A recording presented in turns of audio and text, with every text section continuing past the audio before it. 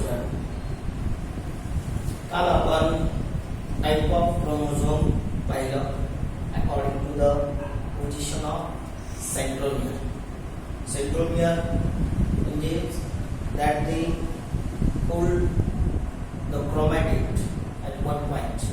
जे क्रोमॅटिड आहे त्या क्रोमॅटिडला एका पॉइंटला होल्ड ठेवण्याचं काम हा सेंट्रोमियर करतो आणि during cell division spindle fibres attached to this centromere. And according to this position, 4 types of chromosome. Metacentric chromosome, त्याच्यामध्ये सेंट्रोमियर क्रोमॅटिडच्या मिडलला प्रेझेंट आहे. 2 इक्वल क्रोमॅटिड त्याच्यामध्ये प्रेझेंट असतात. त्याच्यानंतर sub metacentric centromere which is situated some away from the middle. त्याच्यानंतर acrocentric, त्याच्यामध्ये near the end of chromatid किंवा क्रोमोझोम इथं हा सेंट्रोमियर प्रेझेंट. त्याच्यानंतर आपण लास्ट पाहिला टेलोमर टेलोसेंट्रिक, तो एंड ऑफ क्रोमोझोमवर सेंट्रोमियर सिच्युएटेड आहे. आता आज आपण या ठिकाणी डिस्कस करूया फंक्शन ऑफ क्रोमोझोम. नेमकं क्रोमोझोमचं फंक्शन काय आहे? Function of chromosome. Function of chromosome. Chromosome are responsible for inheritance of character. Chromosome are responsible for inheritance of character. बघा कशाला रिस्पॉन्सिबल आहे? Inheritance of character. इनहेरिटन्स म्हणजे काय? ट्रान्समिशन, हेरिडिटी ज्याला आपण म्हणतो. That the character which was passed from one generation to another generation through the chromosomes. Through the chromosome. Because of the chromosome contain the DNA and the DNA have all genetic information. त्या chromosome मध्ये पूर्ण information आहे आपली आणि ह्याच chromosome मुळे ते characters काय केले जातात? इनहेरिट केले जातात. ते एका पिढीकडून दुसऱ्या पिढीकडे जे कॅरेक्टर जातात ते कॅरेक्टर जे आपण that we resemble the both the parents, father and mother, because of the character which was passed through this chromosome. That we discuss the gamete formation. The gamete formation होतं during the sexual reproduction. Reproductive process जे आहे, reproductive process मध्ये जी sexual reproductions आहे याच्यामध्ये गॅमेटचा role महत्त्वाचा आहे.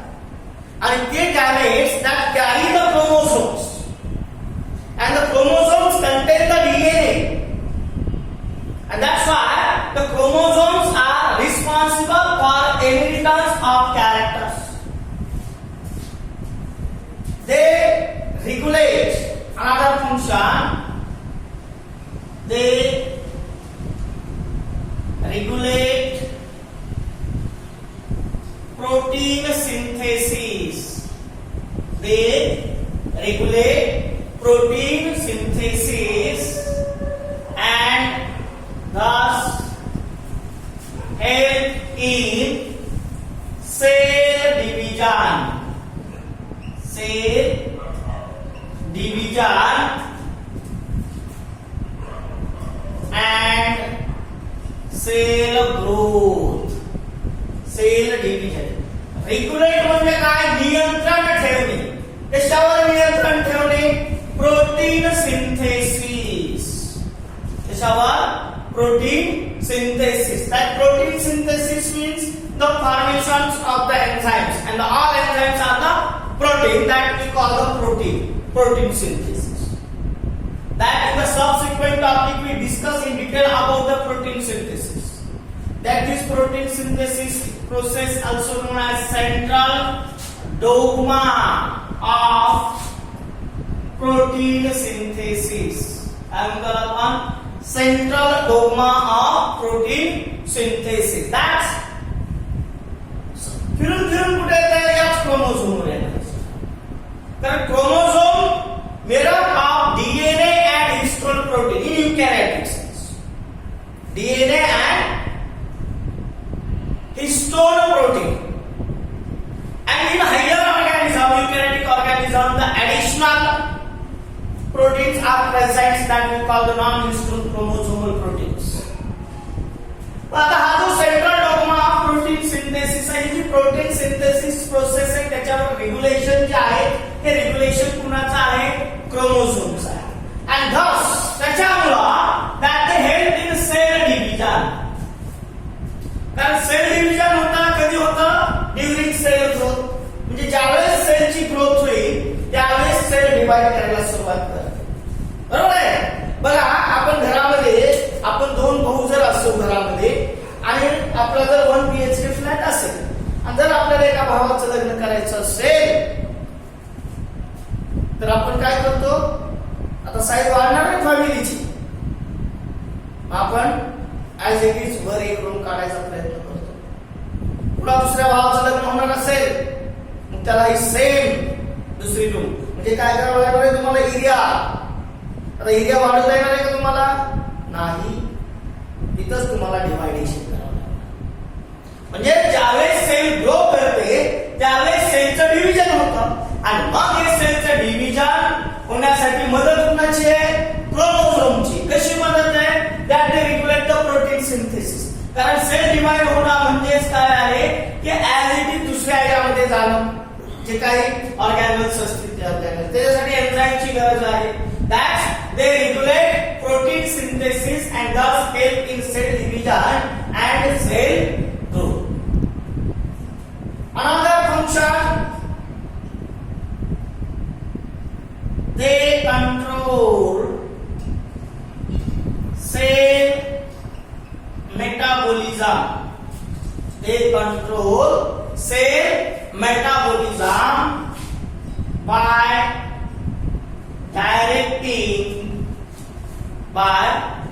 directing synthesis of enzyme. समजून घ्या. They control cell metabolism.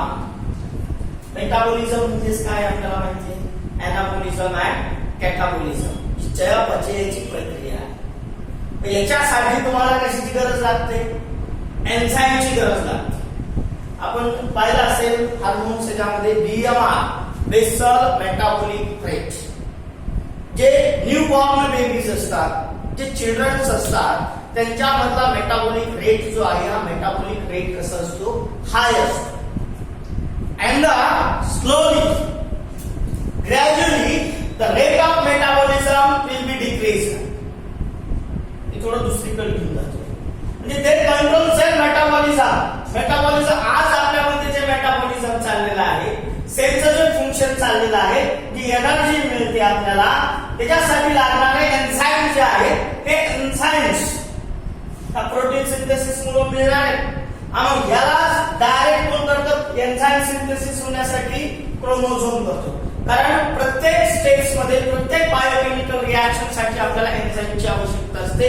Different kinds of enzyme we have to require for this process and that's the control cell metabolism by directing synthesis of enzyme. सेलचा metabolism हळूहळू काय होतं? Metabolism कमी कमी होत राहतं. आपण काहीच घेत नाही, हे तयारच होत नाही. ते तयार झाल्यामुळे मेटाबॉलिझम होत नाही.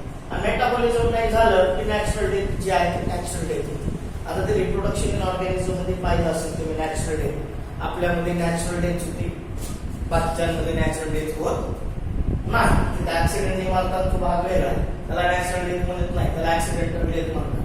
तुम्ही आत्महत्या करता त्याला नॅचरल डेथ म्हणत नाही. नॅचरल डेथ जाग्यावर मरणे, पण कधी मरणे, जसा जसा मेटाबॉलिक रेट, तुम्ही अटॅकने मरता बीपी वाढून मरण तुमचं, त्याला नॅचरल डेथ म्हणता येत नाही. मेटाबॉलिझम म्हणजे स्लो डाऊन होतं. तुम्ही बघा, तुम्ही ऐकलं असेल, लहान लेकरं 4, 5, 7, 8 वेळेस खातात. जसं जसं वय वाढत तसं तसं आपलं खाणं कमी कमी. मग म्हाताऱ्या माणसाचं ऐकलं तर एकच टाइम होतो, कारण त्याचा मेटाबॉलिक रेट कमी झालेला असतो. त्याच्यानंतर एक टाइमचं जेवण सुद्धा घ्यायला कमी करते. मग लिक्विड फॉर्म मध्ये द्यावं लागतं. डायरेक्ट लिक्विड फॉर्म मधून ज्यूस वर यावं लागतं. ज्यूस वरून ती व्यक्ती काही सगळं घेणं बंद करते, कारण त्या सेलचा मेटाबॉलिझम जो आहे तो स्लो डाऊन झालेला असतो. जे सेल जे आहे त्या इनॅक्टिव्ह झालेले असतात आणि मग त्या व्यक्तीची डेथ होते. कारण सेल डिव्हिजन मध्ये मी तुम्हाला सांगितलेलं आहे की सेल डिव्हिजन जे आहे चिल्ड्रन्स मधला रेट ऑफ सेल डिव्हिजन हा हाय असतो आणि ओल्ड माणसामध्ये रेट ऑफ सेल डिव्हिजन जो आहे तो कमी असतो. हे control cell metabolism by directing synthesis of enzymes. कारण एन्झाइम कशासाठी लागत असते, तर all the biochemical reaction which occurs in our body or the all living organism that require the enzymes.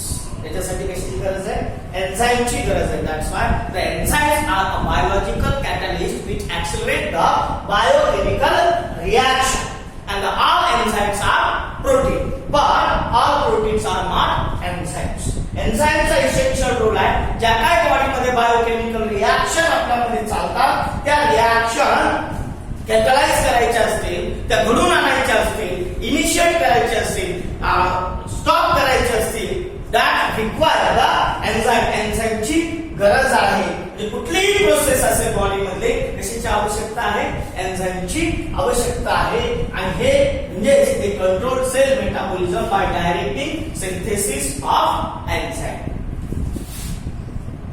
Then sex chromosome. Sex chromosomes are essential for determination of sex. आता यामध्ये जे chromosomes आहेत, sex chromosomes असतात. That subsequent we discuss in detail about this. म्हणजे जो determination of sex म्हणजे लिंग निर्धारण करण्यामध्ये सेक्स क्रोमोझोमचा रोल अतिशय महत्त्वाचा आहे. जे काही आपण पाहिले न्यू बॉर्न बेबीज असतील, चाइल्ड असतील, कुणाला मुलगा होतो कुणाला मुलगी होते, that this is not any miracles. जास्त काही हे नाहीये की काही कापलं म्हणून किंवा काही आता अंधश्रद्धा बऱ्याच चालतात. पण यामध्ये महत्वाचा रोल कुणाचा आहे, सेक्स क्रोमोझोमचा. तर what type of the gamete carry the chromosomes. कुठला क्रोमोझोम तो गॅमेट कॅरी करतो आणि कुठल्या टाइपच्या गॅमेट्स सोबत तो फ्यूज करतो, त्याच्यावर हे सेक्स डिटर्मिनेशन काय आहे डिपेंड्स आहे. म्हणजे सेक्स क्रोमोझोम कशासाठी आवश्यक आहे, फॉर डिटर्मिनेशन ऑफ सेक्स साठी गरजेचं आहे. मुलगा होईल मुलगी होईल तो पार्ट आपण नंतर आपल्याला दिलाय, तो आपण नंतर आपण स्टडी करायचं. Sex chromosomes are essential for determination of sex. आता पुढे आपल्याला दिले तरी सांग, तुम्ही 10वीला पण शिकलाय. आता ह्युमन बीइंग्स मध्ये जर आपण पाहिलं, male have the 2 dissimilar type of chromosome, X and Y chromosome, and the female carries similar type of chromosome, XX chromosome. That's त्याच्यामध्ये X and Y क्रोमोझोम जो आहे, हा X and Y क्रोमोझोम हा हेटेरोगॅमेट carry करणार आहे. X and Y इथं similar type of gametes. हा आणि हा फ्यूज झाला तर XY म्हणजे मेल चाइल्ड येणार आहे आणि हा X कॅरी तर फिमेल येणार आहे. म्हणजे कुठल्या प्रकारचा क्रोमोझोम फ्यूज करतो याच्यावर ते लिंग निर्धारण निश्चित असते. याच्यासाठी आपल्याला सेक्स क्रोमोझोम जे आहे त्या सेक्स क्रोमोझोमची काय असते, गरज असते, आवश्यकता असते. We need the sex chromosome. Now chromosome replicate.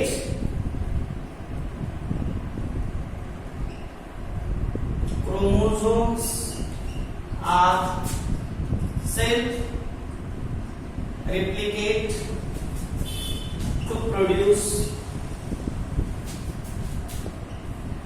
exact copy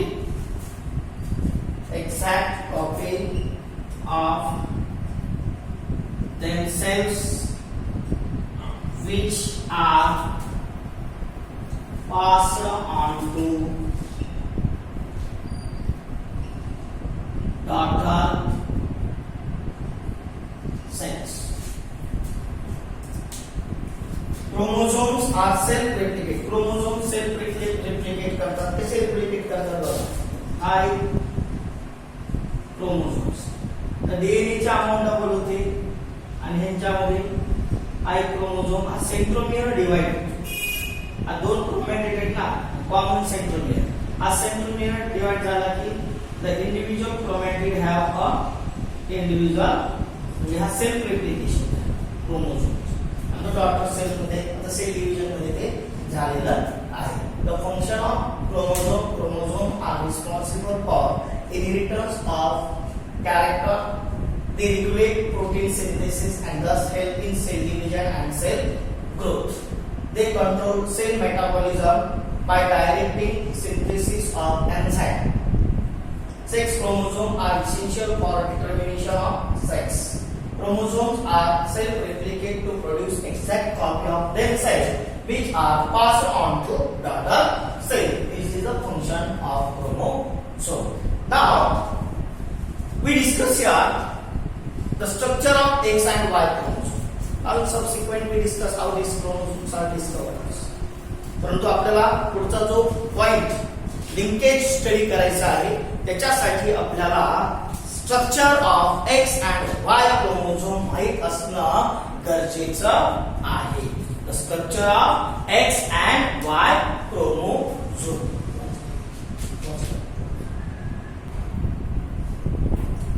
structure of x and Y chromosome.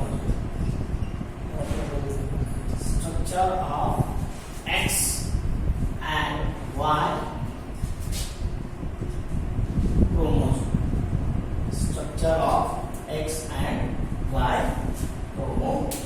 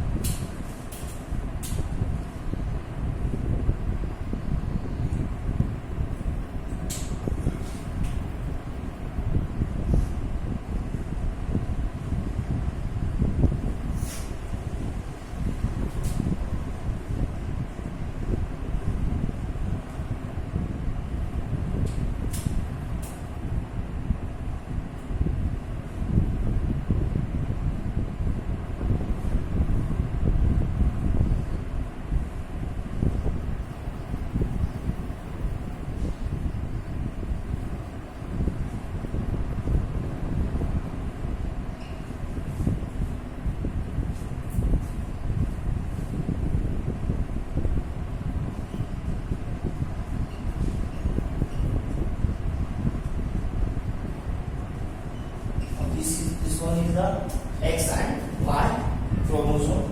हे दोन क्रोमोझोम्स प्रामुख्याने आपल्या बॉडीमध्ये प्रेझेंट आहे. आपण पर्टिक्युलरली ह्युमन बीइंग्स स्टडी करतो X आणि Y chromosomes. And we know that initially we discussed about the chromosome which was present in a pair. आपण कंपॅरिझन पाहिलं जीन आणि क्रोमोझोमचा. क्रोमोझोम जे आहेत हे क्रोमोझोम कसे प्रेझेंट असतात पेअर मध्ये प्रेझेंट असतात. आता एक्स क्रोमोझोम जो आहे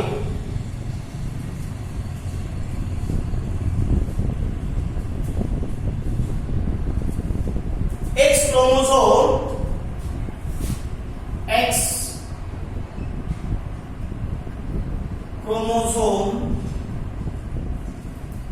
longer than the Y chromosome. बघा दिसतं आपल्याला डायग्राम मध्ये हा X क्रोमोझोम आहे and that these X chromosomes are longer than the Y chromosome. Y chromosome पेक्षा X chromosome जो आहे हा X chromosome कसा आहे लॉंगर आहे या ठिकाणी. Then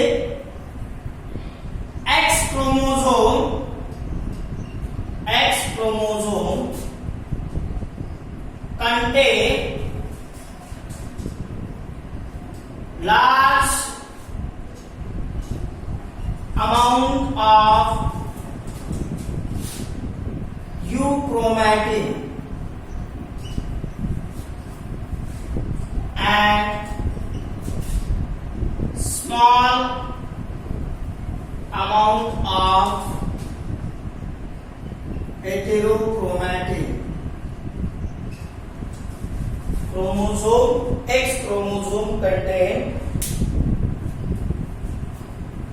X chromosome contain large amount of euchromatin and small amount of heterochromatin. आता हा जो euchromatin आहे आणि heterochromatin आहे, ज्यावेळेस आपण पाहिला न्यूक्लियस मध्ये एक क्रोमॅटिन मटेरियल असतं. काय असतं? Chromatin material. तर याच्यामध्ये काही पोर्शन जो आहे हा लूजली पॅक्ड असतो. कसा असतो? Loosely packed. And this loosely packed region is known as euchromatin, which has a light stain. ज्यावेळेस स्टेन केलं जातं काही भाग हा लाईट येतो म्हणजे फेंट कलर मध्ये, आणि तो लूजली पॅक असतो, त्याला काय म्हणतो आपण? euchromatin असं म्हणतो. and that the euchromatin contain large amount of DNA or gene. समजते का? euchromatin म्हणजे काय? हा जो क्रोमॅटिन मटेरियल आहे, ज्यावेळेस सेल डिवाइड होत नसते त्यावेळेस हा जो आहे याला काय म्हणतो आपण? Chromatin material. आणि या क्रोमॅटिन मटेरियल मधला काही भाग कसा असतो? लूजली पॅक असतो. त्या लूजली पॅकला आपण euchromatin म्हणतो. आणि त्या euchromatin मध्ये काय कंटेन असतं? Large amount of DNA or gene and heterochromatin. हेटेरोक्रोमॅटिन हा जो पोर्शन आहे हा डार्क स्टेन असतो आणि टाइटली पॅक असतो. कसा असतो? टाइटली पॅक असतो. आणि स्टेनिंग केल्यानंतर डार्क स्टेन येतो, त्याला आपण हेटेरोक्रोमॅटिन म्हणतो. आणि heterochromatin contain less amount of DNA. Okay. त्याच्यानंतर Y क्रोमोसोम जो आहे, Y chromosome contain less amount of euchromatin and more amount heterochromatin. आता स्मॉल अमाउंट, लेस अमाउंट मध्ये euchromatin म्हणजे डीएनए ची संख्या, डीएनए च्या अमाउंट पेक्षा याच्यामध्ये कमी आहे. Hence Y chromosome are genetically less active. का? तर euchromatin त्याच्यामध्ये काय कमी आहे आणि त्याच्यामुळे डीएनए ची अमाउंट किंवा जीनची अमाउंट पण कशी याच्यामध्ये कमी आहे. म्हणून Y क्रोमोसोम जो आहे, हा Y क्रोमोसोम कसा आहे? लेस आहे. नीट लक्षात घ्या, पुढे येईल आपल्याला ज्यावेळेस आपण सेक्स लिंक्ड इनहेरिटन्स पाहणार आहोत. कारण ह्युमन बीइंग मध्ये मेल जो आहे, मेल मध्ये दोन्ही पेयर, एक पेयर X आहे आणि एक पेयर Y आहे. आणि फिमेल मध्ये दोन्ही पेयर कोणते आहेत? Similar XX क्रोमोसोमच्या. ते पुढे तुमच्या लक्षात येईल याच्यावरून. Hence Y chromosome are genetically less active. That the X and Y chromosome show. X and Y chromosome shows homologous and non-homologous region.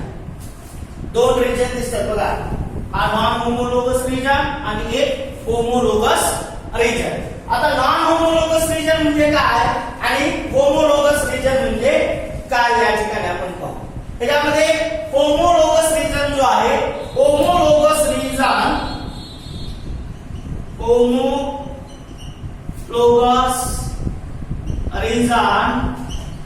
shows similar gene.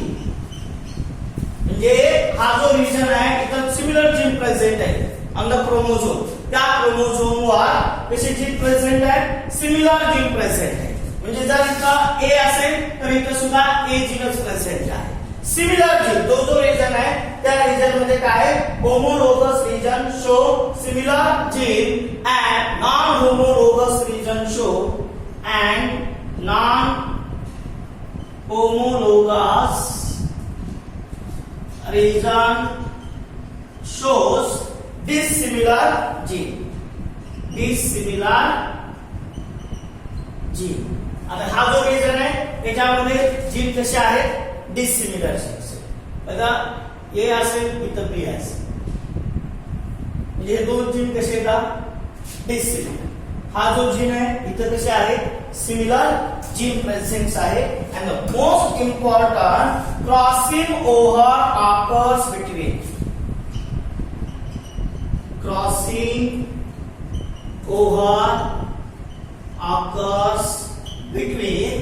homologous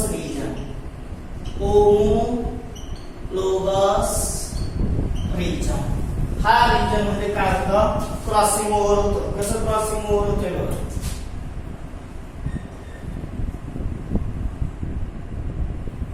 दोन क्रोमोझोम्स आहेत, हा एक आईचा आणि एक वडिलाचा. इथं ए जीन आहे, इथं समजा स्मॉल ए आहे. त्या दोन्ही मध्ये काय होणार, क्रॉसिंग ओव्हर, एक्सचेंज.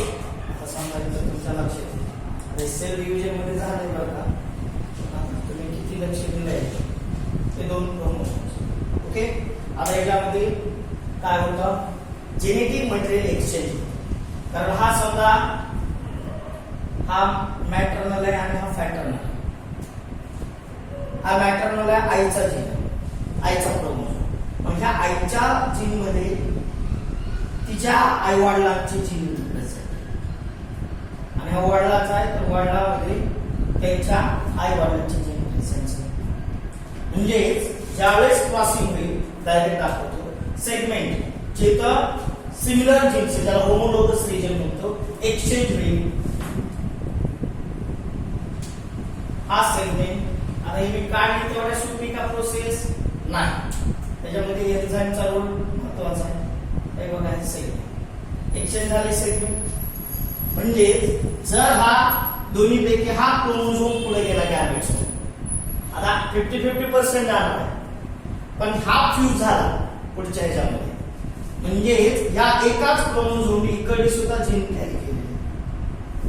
म्हणजे जे आपत्ती आहे ते आपण पाहिले, आपण मामा असेल मावशी असेल कंपॅरिझन करायला सुरुवात करतो, सिमिलॅरिटीज पाहायला सुरुवात करतो. तर ते काय, तर ते जीन कॅरी केलेली आहे आणि त्याच्यामुळे ही क्रॉसिंग ओव्हर होतं. त्याच्यामुळे we show the variation that we only resemble the parents but we are not exact copy of the parent. आपण पॅरेंटची एक्झॅक्ट कॉपी नाही, परंतु आपण काय करतो, रिसेंबल करतो पॅरेंटला आणि त्यांच्यामध्ये आणि आपल्यामध्ये काय दिसतं, व्हेरिएशन दिसतात due to the crossing over. and the crossing over which occurs in homologous region. homologous region म्हणजे मॅटर्नल आणि फॅटर्नल क्रोमोझोम जे मॉर्फोलॉजिकली आणि जेनेटिकली कसे असतील, सिमिलर असतील, त्याला आपण काय म्हणतो, होमोलोगस रिजन असं म्हणतो. and the crossing over occurs between homologous region. फक्त होमोलोगस रिजन. बघा, जरी होमोलोगस रिजन मध्ये क्रॉसिंग ओव्हर होत असेल, पण त्याच्यामध्ये पुढे आपल्याला येणारे लिंकेज जे आहे ते लिंकेज आपल्याला लक्षात येणार. त्या लिंकेज मध्ये पुढचं आहे. आता त्याच्यामध्ये non homologous region of X chromosome contain more gene than that of the non-homologous region of Y chromosome.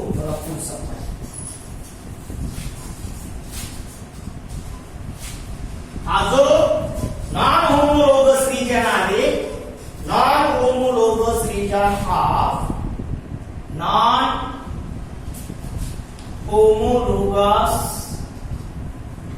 region of X chromosome contain more gene than that of non-homologous region of Y chromosome. आपण सुरुवातीला सांगितलं Y chromosome काय genetically लेस active म्हणून पुढे window पूर्वी विचारले.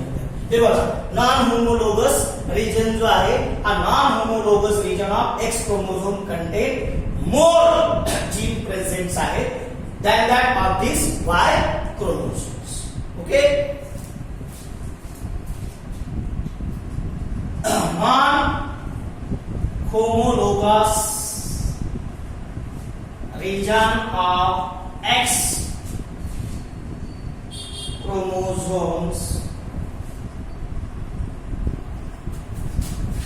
contain non-homologous region of X chromosome contain X-linked region. म्हणजे त्या रिजन मध्ये जे प्रेझेंट आहे जीनला काय म्हणायचं X-linked. X-linked म्हणजे संलग्नता त्याच्याशी संलग्न असते. and non-homologous region of Y chromosomes contain Y-linked gene. Contain Y-linked gene. This is the structure of X and Y chromosomes. आता हे तुम्हाला थिअरी साठी महत्वाचं आहे. परंतु पुढचा पोर्शन अतिशय इम्पॉर्टंट जो पोर्शनचा आहे जो बऱ्याच आता एनसीईआरटी ने सगळं मेन्शन केलेलं नाही तरीही आपल्याला याच्यावर क्वेश्चन्स येतात. And the each per year the questions coming from this section linkage कुठेही स्किप केलं गेलेला नाही. The next lecture we discuss the linkage and recombination. हे आपल्याला पाहायचं आहे त्याच्या अगोदर आपण लिंकेज. ओके